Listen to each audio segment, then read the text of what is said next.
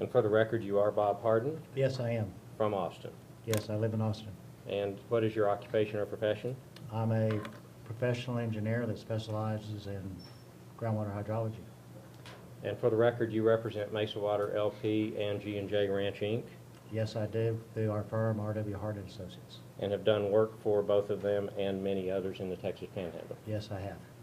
As part of that work, have you become familiar with the GMA1 desired future condition process? Sure, I attended the first GMA1 meetings about several years ago and attended many district meetings over the course of the past couple of years where the DFCs are discussed and have been involved at every stage of the process. Let me show you Exhibit 1, and can you just briefly describe to us what that is?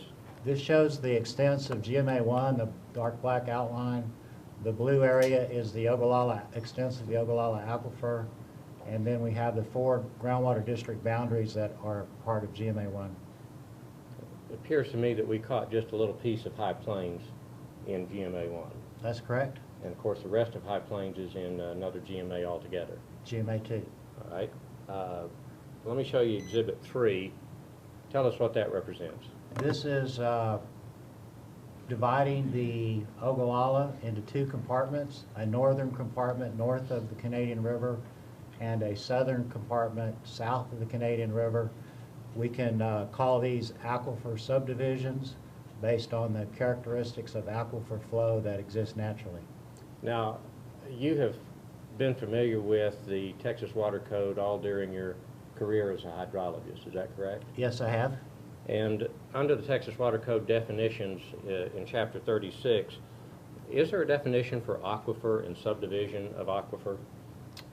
No, there's a definition of reservoir. Reservoir and subdivision of reservoir. Subdivision of reservoir. Those definitions, reservoir and subdivision of reservoir, do they correspond to what we would call aquifers and subdivisions of aquifers? Yes, they do. The words are used interchangeably.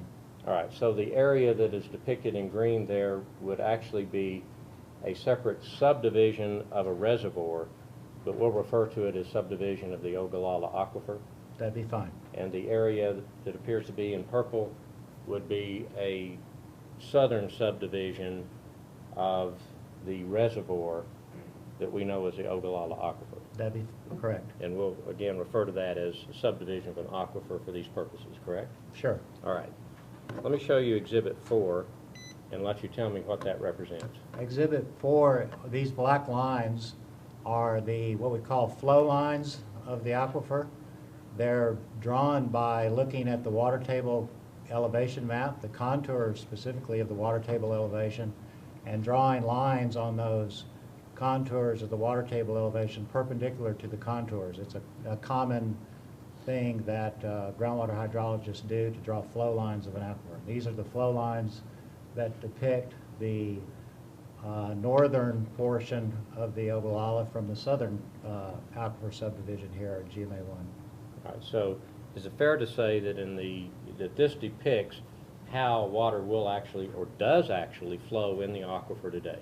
This depicts how water flows on a regional basis in the aquifer today and historically. Let me show you Exhibit 5, and what does that depict? That shows the 3 DFC areas that were adopted by GMA1 and the percent remaining availability criteria that applies to those 3 areas. Now, with respect to the area that's 40%, specifically what does that represent? That means 40% of the water is to be remaining in 50 years in that zone, and 50% of the water is to be remaining in 50 years throughout the majority of GMA1, and 80% of the water is to be remaining in this other zone. All right. Now, are you familiar with the provisions in the Texas Water Code that have to do with the establishment of desired future conditions? Yes, I am. That's Chapter 36.108. And are these the provisions of 108D? Yes, they are. Under the legislative directives for establishing desired future conditions, as we understand it, the districts may establish different desired future conditions for each aquifer, subdivision of an aquifer, or geologic strata located within a groundwater management area. Is that correct? Yes, they may. Now, with respect to geologic strata, we've talked about aquifer and subdivision of an aquifer. What does geologic strata mean? Geologic strata is commonly used when, let's say, we have the Trinity Aquifer or the Carrizo-Wilcox Aquifer, where we have multiple independent zones within a major aquifer. In the Carrizo-Wilcox, we have the Hooper, the Simsboro, the Calder Bluff, the Carrizo. So that's how the term geologic strata is applied typically. Do we have geologic strata that exist in the northern or southern subdivisions of the Ogallala Aquifer in GMA1? Not for purposes of establishing a DFC. All right. Now, do you have an opinion, based on your education experience as a hydrologist, whether the DFCs, or desired future conditions, established by the 4 districts of GMA1 were based on an aquifer? I do have an opinion, and I believe they were not. All right. And were they based on a subdivision of an aquifer? No, they were not. Were they based on geologic strata? No. Let me show you Exhibit 12. What does that represent? It's a map of the saturated thickness. That is, this data comes from the TWDB GAM. It's a map of saturated thickness in the GAM model. Now, let me back up. A GAM is what? It's a groundwater availability model. The Texas Water Development Board has a GAM program where they have developed computer models of all of the major, and I think most or all the minor aquifers in the state now.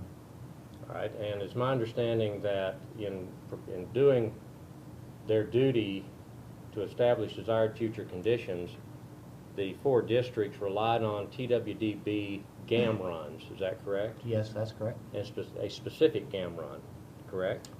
In the end, they adopted a specific GAM run as the basis of the managed available groundwater calculations for the specified DFCs. And you have looked at that GAM run. Yes, I have. And have you relied on that GAM run in all of the opinions that you're going to be talking about here this morning? I have as well, yes. All right, accepted the conclusions in that GAM run for these purposes. That's correct. The results of that GAM run form the basis of some of my opinions. All right.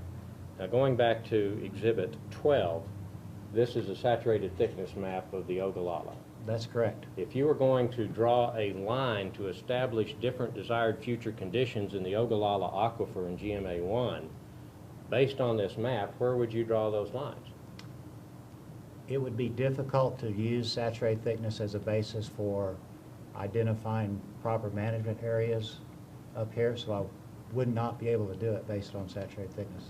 Let me show you Exhibit 13. What does that show us? It shows the 3 DFC areas superimposed on the map of saturated thickness. Now, based on the saturated thickness map, is there any rhyme or reason that you're able to discern, based on your experience as a hydrologist, for drawing these specific boxes where these are drawn? No, I could not use the saturated thickness map as a basis for drawing these 3 DFC management areas. Have you examined other common hydrologic features of the aquifer in GMA1 in your work? Yes, I've looked at specific yield, depth of red bed, depth of water, water quality, hydraulic conductivity, and any of those other native aquifer characteristics. You'd come to the same conclusion, where those native aquifer characteristics don't differ in a nice enough way for you to use them to be a basis for determining different aquifer subdivisions. So you would not be able to use them to as well to differentiate these 3 DFC areas.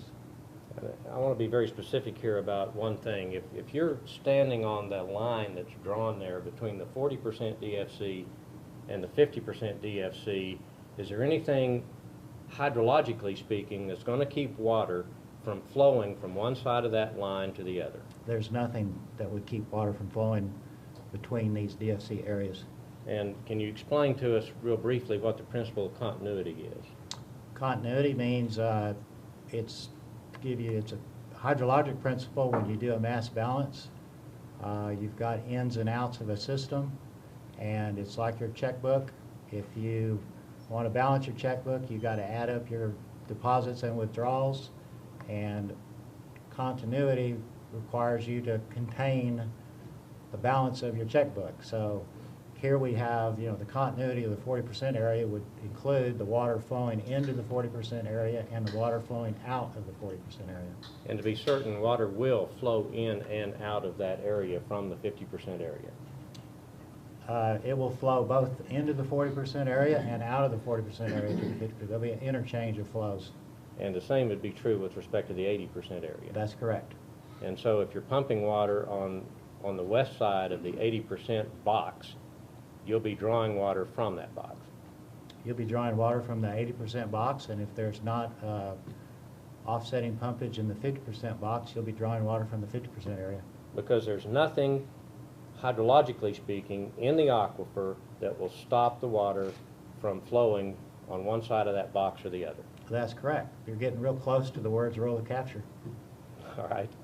We'd like to avoid those words today. Looking at the, only because we don't want to introduce a lot of legal arguments here. Looking at the DFCs that are drawn here, is it your opinion as a hydrologist that those are based on any scientific hydrological principles at all? I do have opinion, and I believe they are not. Now, going back to 36108D, if it's not based on an aquifer, a subdivision of an aquifer, or geologic strata, what does that leave us? It leaves us with item 2, which is geographic area. Is geographic area defined in the water code? No, it is not. You've read, of course, the provisions of 108 relating to geographic area, correct? Yes, I have. Is there any mention in 36108D of political subdivision being a basis for a geologic area, a geographic area? No, there's no basis. Is the term political subdivision in fact defined in Chapter 36 of the Water Code? Yes, it is. And so the legislature apparently knew the definition of political subdivision when it wrote 36108D. Yes, I would believe they did, and I don't see political subdivision expressly listed as a basis for identifying DFCs. In other words, you can't, based on the statute and based on what I would represent as common statutory construction principles, if the word political subdivision does not appear there specifically, you can't use a political subdivision as a basis for having different desired future conditions. That's correct. All right. Now, have you examined the term geographic area as it apparently is interpreted by these 4 districts? Yes, I have. And in Resolution 2009-01, which establishes these desired future conditions, they refer to extreme diversity of conditions, uses and conditions of the aquifer in different areas of GMA1, correct? Yes, that's listed. They refer to substantial differences in the uses in various areas of GMA1. Yes, they do. And I assume that they would refer to different areas topographically, surface features and the like. Sure. Have you examined and are you familiar with the uses of Ogallala water in GMA1? Yes, I've reviewed that, and I am aware of it. Let me just run through some of them with you. Exhibit 22 tells us it represents what? This is a map of irrigation wells that are distributed throughout GMA1. And so this would be agricultural use. This would be one form of agricultural use, yes. If you were to take a pin and draw a line there to establish different desired future conditions based on irrigation use alone, where would you draw the line, Mr. Harden? I would draw the line around GMA1 to contain the whole area Why? because of the extents of GMA1 irrigation wells and the effect of those wells when you pump them and how it reaches out radially of large distances from each of the wells. This is Exhibit 23. What does it show us? It shows us the 3 DFC areas superimposed over the distribution of irrigation use. Again, looking at the box that says 40% and the line on the east side of that box next to the one that says 50%, is there anything about irrigation use, any extreme difference in irrigation use in that area that would cause you to draw a line there and establish a different desired future condition? No, there's not. Is there anything in the 4 counties in the northwest area of the Texas Panhandle that is unique in terms of its irrigation use, other than just quantum? No, the same type of irrigation uses exists over there as does in most all of the GMA1 counties. Let me show you Exhibit 24. What does that show us? It shows you a map of, we're going to put all the wells that exist per se, a representation of all the wells in GMA1, and for each of these wells we've identified what we call a radius of influence. A well, when it pumps, creates a cone of depression around the well that radially expands outward. Depending on the age of the well, the size of the well, and the other factors, it goes out different distances. If you look closely here, some of the wells have very little circles around them. Some of the wells have much bigger circles. And this is just a composite of all of the cones of depression or radius of influence of wells as we've estimated them in GMA1. And Exhibit 25 shows us, I'm sorry, let me go to 26. Exhibit 26 shows us what? The 3 DFC areas superimposed on the regional map of radiuses of influence. So based on actual withdrawals from the Ogallala Aquifer, is there any basis for drawing these boxes where they're drawn? No, these radius of influences show how water will be drained from one DFC area by pumpage outside of that DFC area. Let me show you Exhibit 43, which relates to municipal well use. Is that correct? That's correct. A location of municipal wells in GMA1? That's correct. And Exhibit 44 shows us what? It shows the 3 DFC areas superimposed over the distribution of municipal use. Based on municipal supply wells or municipal use, is there any reason that you would draw these boxes where they're drawn? No, I would not draw the DFC areas based off of differences in municipal use. This is Exhibit 45, which shows industrial use, correct? Yes, these are the map of the distribution of industrial wells. Based on? All of these well maps are based off of groundwater district databases that they supplied and the TWDB database in the far southwest corner of this map. Exhibit 46 shows us what? The distribution of industrial use relative to the 3 DFC areas. Is there anything about the distribution of industrial use wells in GMA1 that would cause you as a hydrologist to draw these boxes where they're drawn? No, there is not. Let me show you Exhibit 48. What does that show us? This is a map of livestock wells that's in those databases. It shows a distribution of windmills and other stock wells. And this is Exhibit 49. What does it show us? The 3 DFC areas distribution shown with the distribution of stock use. Now, is there anything in the distribution of stock wells in GMA1 that would cause you as a hydrologist to draw these lines where they're drawn? No, there is not. Are there other uses other than agricultural, municipal, industrial, or livestock in GMA1?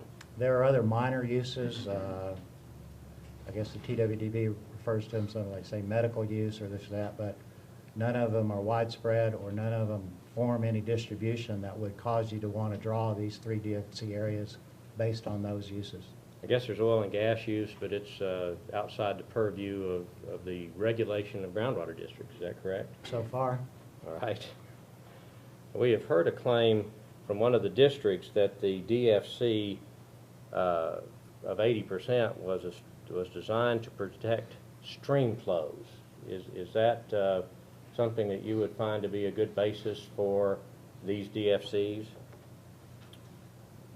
I think that protection of stream flows is a basis for assigning DFCs. All right. Let me show you Exhibit 78.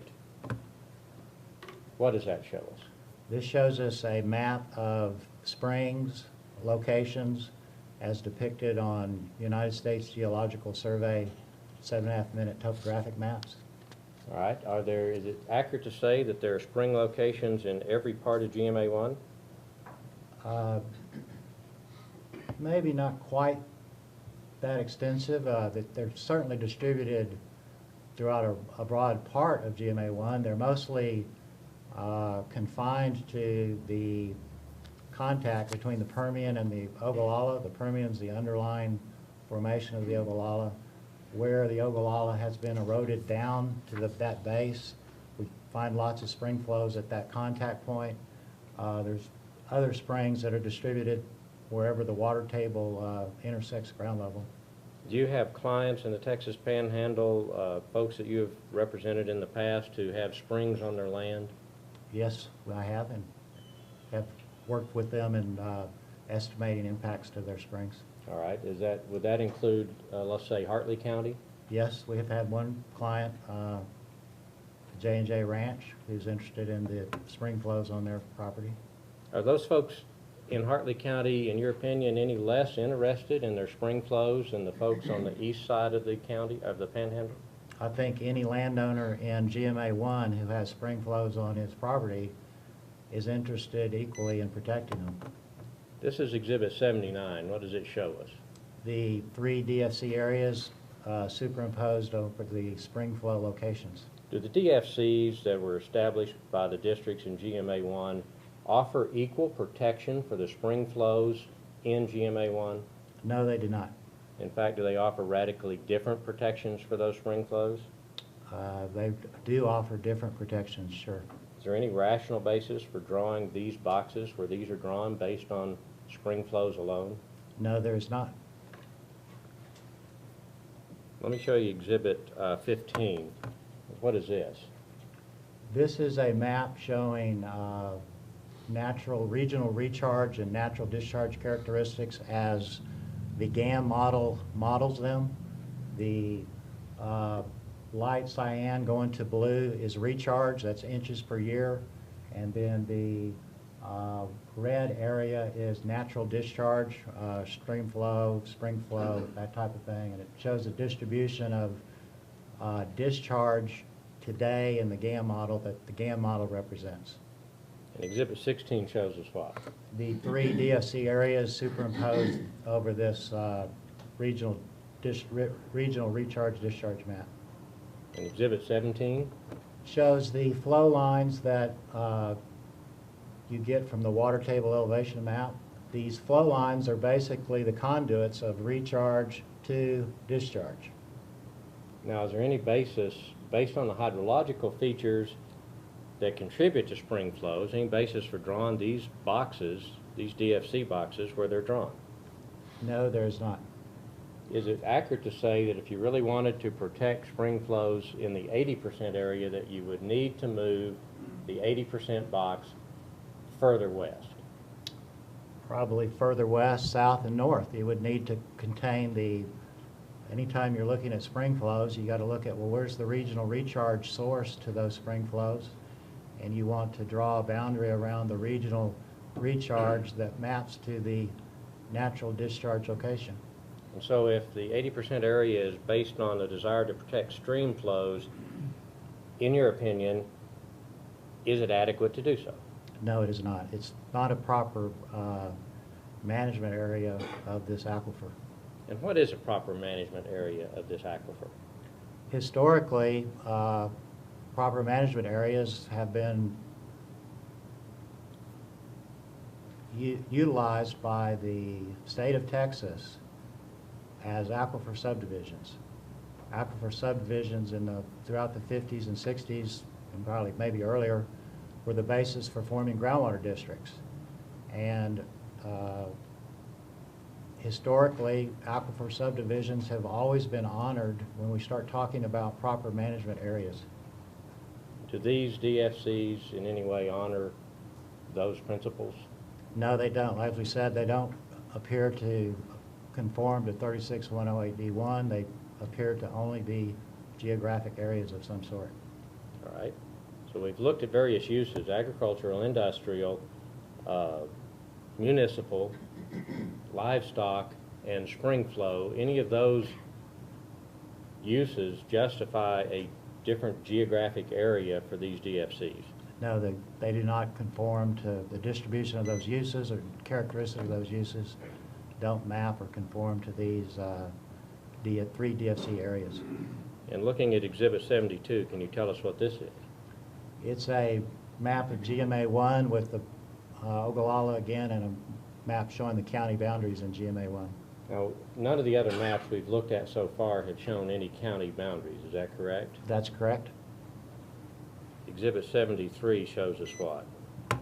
The three DFC areas that GMA 1 adopted on top of the county map. Is it your opinion that the DFCs were adopted based on county lines, Yes, that's my professional opinion. which would be political subdivisions? That's correct. Now, if you were going to go in, if you did not have the county lines on this map and you were trying to draw these DFCs, what are the odds that you could draw them exactly on these county lines based on hydrological features or use features? Impossible. In fact, you could draw 1 million such lines and they'd all miss the county line, wouldn't they? Many more times than 1 million. Are you familiar with the factors that are supposed to be considered by the TWDB under its internal rules with respect to determining the reasonableness of DFCs? Yes, they have, I believe, 6 or 7 items that they are to review to assess reasonableness. The first factor is whether these DFCs are physically possible. And I note in the response from Hemphill County Underground Water Conservation District that they point out in some respect that you have opined in your affidavit supporting our petitions that the DFCs might not be physically possible. Do you have an opinion on that? I think that the MAG calculations that predict 40% water remaining in the 4 western counties are physically impossible, in that the MAG calculations and the model run shows, I think it's 62% of Dallam County to be totally dry, and it is physically impossible to drain an aquifer, Dallam County, 62% dry. It would be financially prohibitive, and also the North Plains Groundwater District has certain rules about number of wells that are allowed. And both the financial aspects and the rules aspects would prevent 62% of Dallam County from being drained totally dry. So I'm not sure how that works out in the 40% calculation, because I haven't tried to recalculate it a different way, but that aspect of it is physically impossible. I'd also say that if we look at the DFCs and the basis of the DFCs being these 3 sub-areas of aquifer subdivisions, the DFCs are physically improbable in that the 50% area requires water from the 80% area to drain to it to be part of the managed available groundwater. Let's say in Roberts County, managed available groundwater reported for Roberts County must come from Hemphill County. And that amount of flow that will occur in the future is, as Mr. Donnelly states in his affidavit, is dependent upon what future pumpage occurs out there, which we don't know. It's impossible to predict. Yet, for the DFCs to be physically possible, the precise amount of flow must occur. So I don't think in the future they're going to be physically probable to occur. I think it's physically improbable that these DFCs are. And just to be crystal clear, I think what I heard you say a moment ago was that the 50% MAG, or managed available groundwater number, in the GAM run upon which these districts rely in passing this resolution, that 50% relies in some part on a reality that water will be drained from Hemphill County.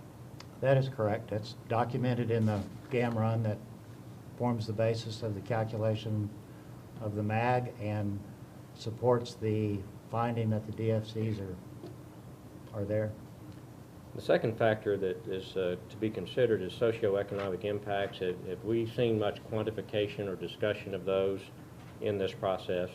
No, I haven't seen much presented by GMA1. I mean, I'm sure they considered it back in their office to some degree. I mean, there's large amounts of ongoing socioeconomic issues up here, but I haven't seen any. And what I'm differentiating between here is discussion of socioeconomic impacts that might occur and a quantification of those impacts. Have you seen any quantification of those impacts? No, I've not seen any quantification.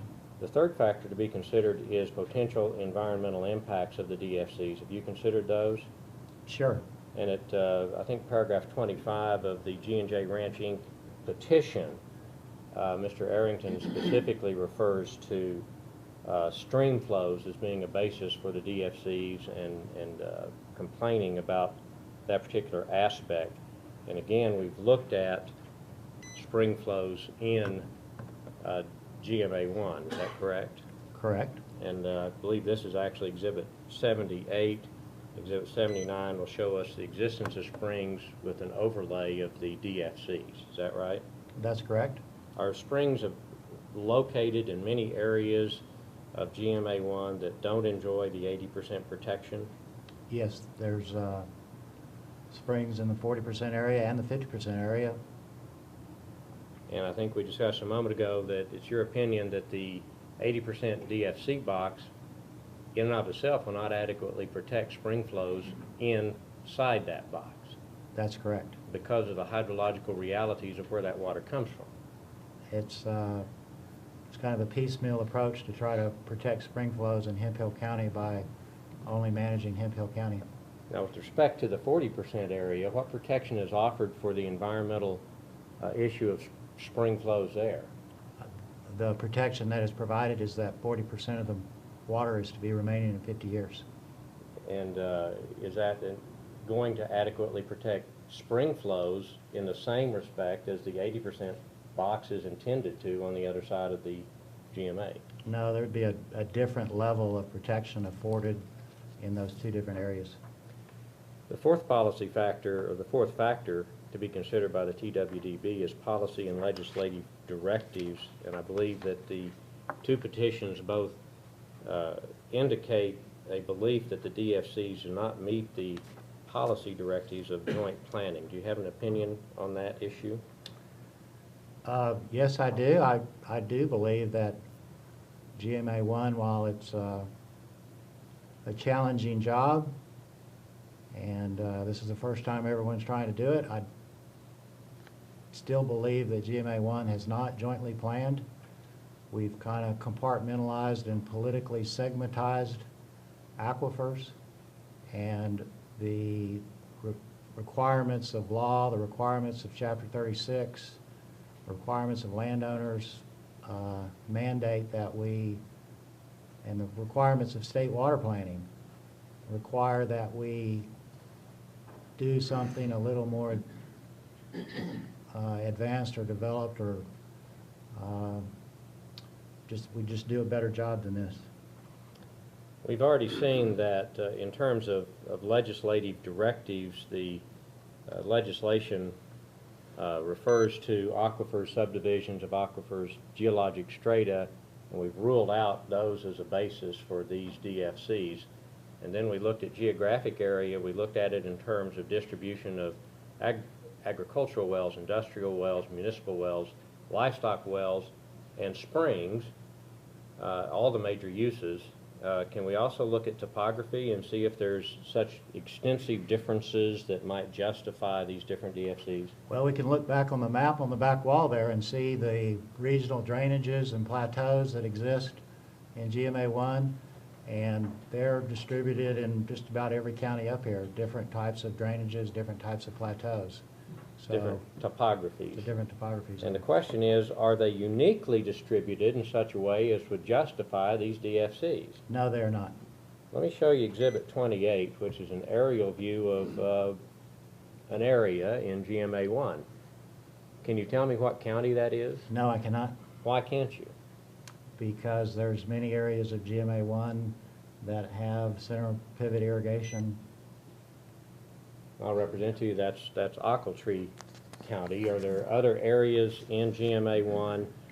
Now, Ochiltree County would be in a 50% DFC, is that correct? Yes, it is. Is there anything that in that topography, in that pattern of sprinklers, that differentiates it from, let's say, Dallam County?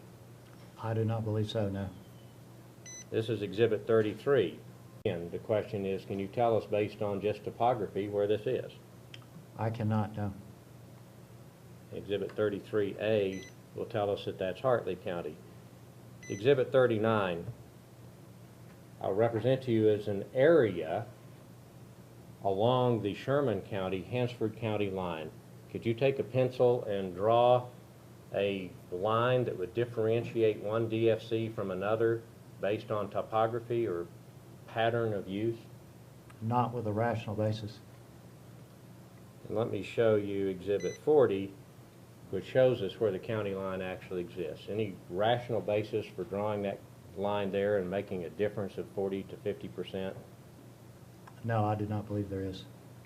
Exhibit 41 is an area in GMA 1. Based on what you're seeing there, can you tell us exactly where that is? No, I cannot. Is there, and let me show you Exhibit 42, which will tell us it's in Dallam County. Are there areas of Dallam County that are not irrigated heavily? Of course there are. If you were going to draw a different DFC within Dallam County itself, could you do that? If you wanted to utilize some sort of geographic area basis, I guess you could.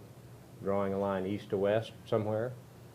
We might segregate out the pumpage from on the southern half of the county from, say, the northern half of the county.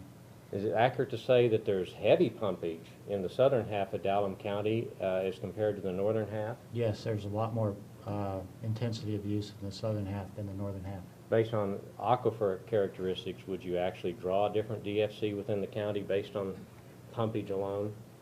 I wouldn't, considering existing use and the potential for future use. Let me show you Exhibit 52, which is a depiction of ranch land somewhere in GMA 1. Do you find similar ranch land distributed uniformly across all of GMA 1? Yes, you do. Let me show you Exhibit 52A. It shows us that the ranch land in question is in Dallam County. Again, could that be in Ochiltree or Lipscomb or Hemphill? Yes, or any of the other counties of GMA 1. Exhibit 58, again, ranch land somewhere in GMA 1 without a clue. Could you tell us where it is? No, I couldn't. Exhibit 58A shows us that that's in fact in Hartley County.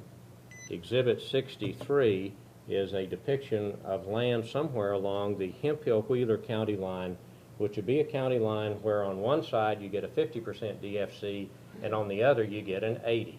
Can you tell us, based on this photograph, where that line can be drawn? No, I cannot. Exhibit 64 shows us a county line, 80% on one side and 50 on the other. Any rational basis for drawing that line and making that distinction in this area? Not based on topography, no. Exhibit 65 is the Roberts-Hemphill County line. Again, can you even tell us where the line should be drawn? It all looks the same to me, so I would not draw a line through here. Exhibit 66 shows us that county line with Roberts at a 50% DFC on one side and Hemphill with an 80 on the other. Are there in fact some ranches that are divided by that line? Yes, there are. Is there any rational basis for making that distinction along that line? Not based on topography, no. Exhibit 67 shows us somewhere along the Hemphill-Lipscomb County line. Can you tell us, based on that photograph, where the line should be drawn? No, you can't. And Exhibit 68 shows us the line, Lipscomb County with a 50% DFC on one side and Hemphill with an 80 on the other. Again, any rational basis for drawing the line where it is drawn? No, I do not have that.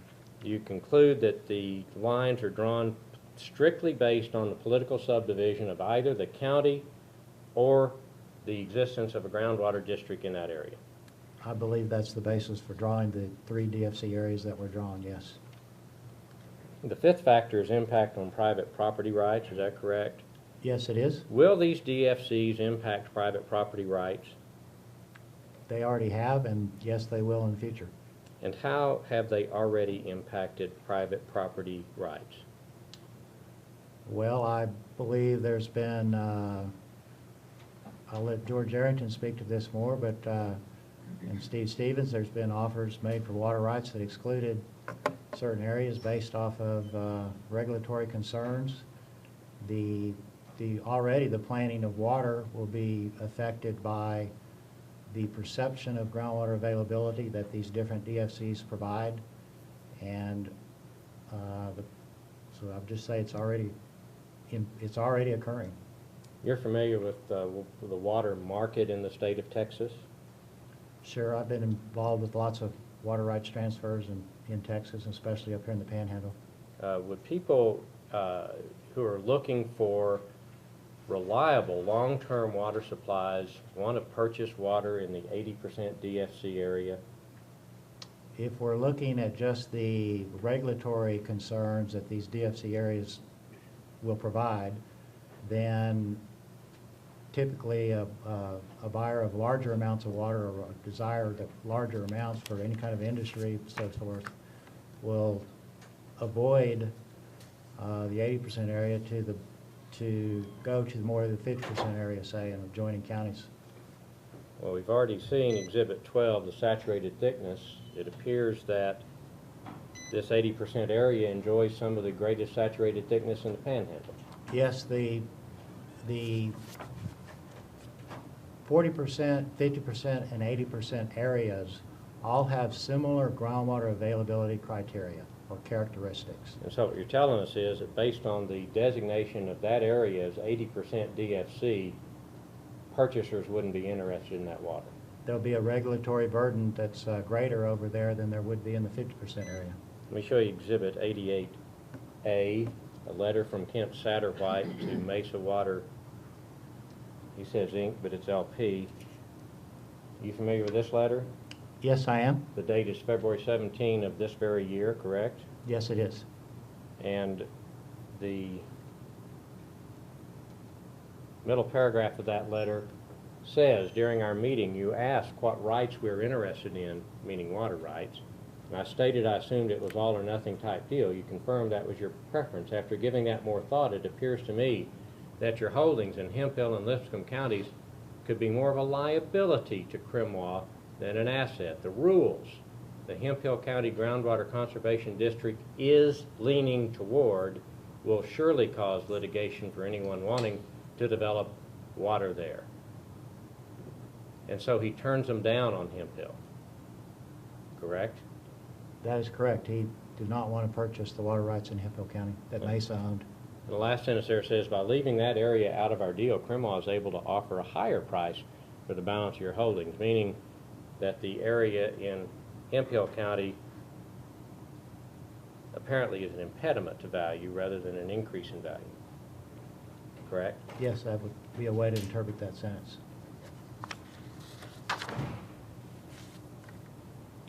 Let me show you Exhibit 83. Can you tell us what that depicts? It's a graphical depiction of the 3 DFC areas and the percent water available in blue and the percent water unavailable in red. That, it's the amount of water to be left. So we've got the 3 DFC areas here that are shown. All right. Does this indicate a difference in future availability of this water for use?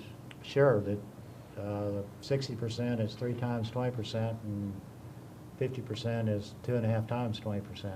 So if you're out in the market looking for municipal water supplies, as an example, where would you be most likely to look?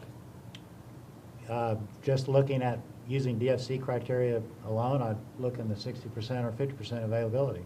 And would you ever look in the 20% availability? That'd be the last place I would look. Now that has to do with present value of groundwater rights. Do we also have an issue with drainage? Sure. And does that impact private property rights? dramatically impacts private property rights. The delineation of sub-areas of aquifer subdivisions and then assigning different DFC criteria, in this case depletion, to those sub-areas inherently causes groundwater to flow from one sub-area to another. And therefore, in the case of Wheeler, Roberts, or Lipscomb counties, managed available groundwater reported for those counties is actually physically located in Hemphill County today, and the groundwater dam model plans for it to move across the county boundary out of one DFC area into another. And so the GAM model, the GAM run upon which this resolution was based, actually contemplates water moving out of Hemphill County and to the adjoining counties. It predicts it, and the MAG calculations require it. Exhibit 77B tells us what? It's a depiction of what happens when you try to stack up 80% water next to 50% water. Water flows downhill, and in this case, that's what happens. So water would flow from Hemphill County to the 3 adjoining counties.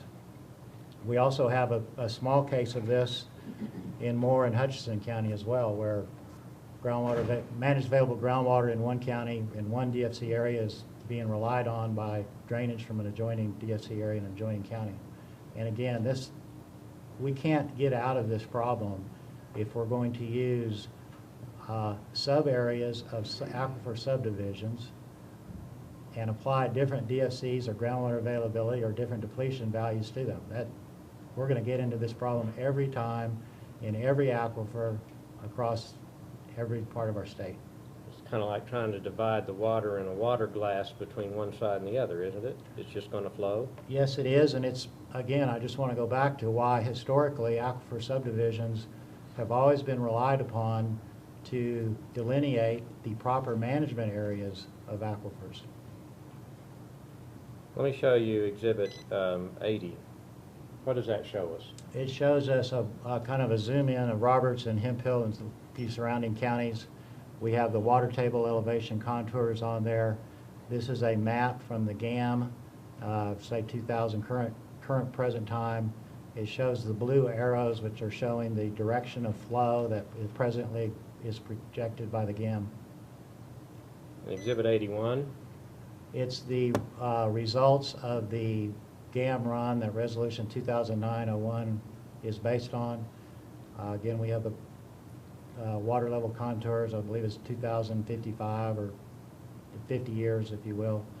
And we've got different flow arrows here now, and it shows how water from Hemphill County is projected to flow into the adjoining counties.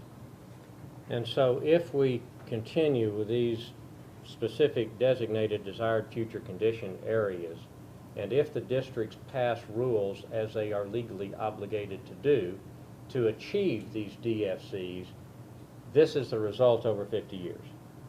That is correct. The districts are required by 36108 to pass rules to achieve these DFCs. And so in essence, the districts and the state are, if you want to use the word, enforcing that this drainage is to occur. Exhibit 90 shows us what? It shows a cross-section through southwest Hemphill County and also going into Roberts County and Lipscomb County. We have water table elevation on the far left side. The blue line is present conditions 2005. It shows the regional water level gradient that exists here. And in 2030 and 2055 are the two other projections from the GAM Resolution 2009-01 run. You can see how the 50% availability criteria in Roberts County and in Wheeler County start depleting the aquifer more, and the flow directions are reversed to drain water out of Hemphill County into the adjoining counties. And by 2055, the cone or hill is a little bit bigger. And let me show you Exhibit 82. What does that depict? It shows the results of the GAM run again, Resolution 2009-01, and the percent remaining in Hemphill County. All the areas in blue are 80% or more percent remaining. The areas in red are 70% or less, 80% or less remaining. We've got this red area around the boundary that shows how the adjoining 50% depletion zones tend to pull water from these red areas, and we've labeled that a contribution zone to adjoining counties. Yeah, I'd wanted to label it a sacrificial zone, but you said contribution was kinder, right? That's correct. Now, what this says is that the landowners on the borders of Hemphill County, where it borders Lipscomb, Roberts, Ochiltree, Gray, and Wheeler, are going to be contributing their groundwater to these other counties under this scheme. That's a requirement for the DFCs to be achieved and for the MAG calculations to be honored. So, in terms of the impact on private property rights, you've told us that it will reduce the value today in terms of marketability. You're also telling us it will result in drainage of private property rights tomorrow. It's part of the basis of the DFCs and MAG today. The DFCs and MAG must have rules passed by the districts to achieve these. Long term, the actual drainage will be dependent on what pumpage is implemented, but the rules and regulations will guide and force pumpage towards this result because it's required by statute to do so. Hemphill, in its response, has indicated that they think they're providing reasonable and prudent development of the state's groundwater resources, which is the sixth factor, because they're reserving water for future development and use. Do you believe that this is a reasonable and prudent development of the state's groundwater resources? I don't believe having three different groundwater availability criteria for areas of the aquifer with similar groundwater availability characteristics is a reasonable and prudent development of state's groundwater resources. In some cases, we're making more groundwater available for certain types of use. In other cases, we're making less water available for certain types of use. We clearly aren't trying to conserve water equally. And again, I just go back to the groundwater availability characteristics of these different areas are so alike that if we're going to have prudent, fair development, we need more alike DFCs. Now, we've talked quite a bit about the fact that you believe that a proper management area will adhere to hydrological principles, that a proper management area would be a subdivision of the aquifer. Is that correct?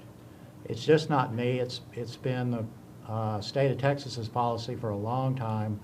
I can go back to 1986 when the Blue Precinct and Bastrop County petitioned the state to be a groundwater management area, if you will. And initially the state entertained their political ideas. Eventually the state ruled that that isn't a proper management area of the Carrizo-Wilcox and denied the petitions to create that regulatory area. So we can go back through history and see where subdivision has played a key role time and time again in defining proper management areas of the state's aquifers. Part of the reason that Bastrop petition was denied was that pumpage 2 counties away could affect the groundwater availability in that particular county. 2 or 3 counties away, sure. And so there's really no good way for a groundwater district to manage groundwater within its county boundaries because people outside those boundaries could affect the groundwater availability inside the boundaries.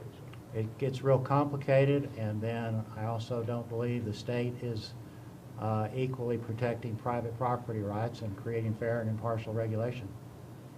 Is there, in your opinion, a not just a necessity, but a mandate from the state to give equal protection and equal treatment to all users in the same field or reservoir or aquifer?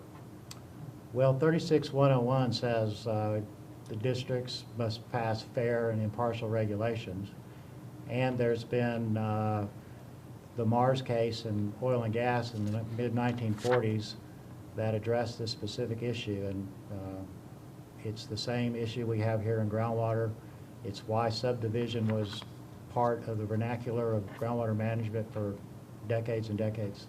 Now, there are, I guess the TWDB can act here to say these are reasonable DFCs or unreasonable DFCs. Do you have an opinion based on your experience around the state looking at these issues as to what's likely to happen if the Texas Water Development Board fails to act here by requiring these DFCs to be equal across each subdivision of the aquifer? Well, I guess I'd first say that we'd be charting a new course. I do believe it would be the first time that the state, as a body, has not embraced subdivision. The minute we get outside of aquifer and science and subdivisions and we move into regulation of politics, I think that aquifer development and conservation will suffer. Certainly landowner rights will suffer. We'll have DFC areas that are draining other DFC areas. We'll have a host of complications. I think that firm and secure water planning will suffer, and we'll have many decades of wrangling to work it all out. And downstate, there are other GMAs struggling to establish DFCs. For example, well, in GMA 8, they've established DFCs, haven't they? Yes, they have. On a county-by-county basis. County by county and geologic strata. Now, if you're familiar with that area, if you're pumping in McLennan County, who are you affecting? Just McLennan County? No, several of, it's in the Trinity Aquifer. The Trinity is a dipping artesian water table aquifer, and pumpage in one county down there can reach out and cause artesian pressure change in 5, 6, 8 counties. Is that one of the reasons, in your opinion, that the legislator wanted to have a mandate for joint planning? Of course. And has, in your opinion, joint planning occurred here? No, it has not. And if the TWDB fails to act here, will joint planning likely not occur elsewhere as well? That would be my opinion. All right. I appreciate your time, Mr. Harden.